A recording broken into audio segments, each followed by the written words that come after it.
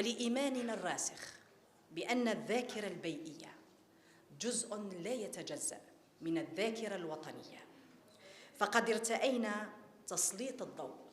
على هذا الجانب المحوري كأحد الركائز نظام بيئي مستدام من خلال أبحاث ودراسات علمية دقيقة توثق وتؤكد بشاعة الممارسات الاستعمارية في حق الطبيعة البيئية،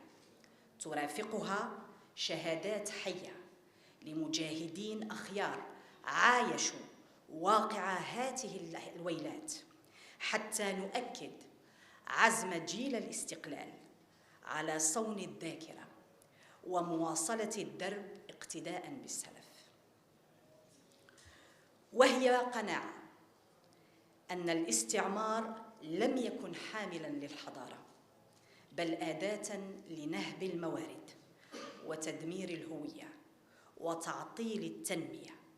بموجب ممارسات تصنف في أغلبها جرائم ضد الإنسانية.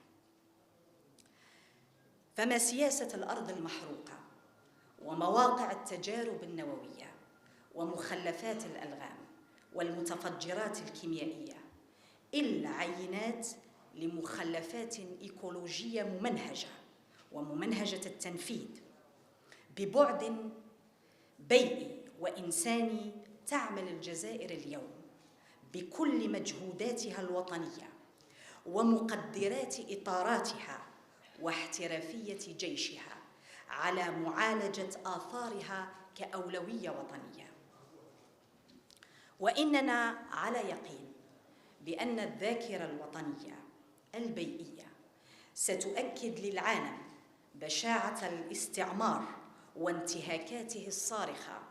للأعراف والمواثيق الدولية التي تجعل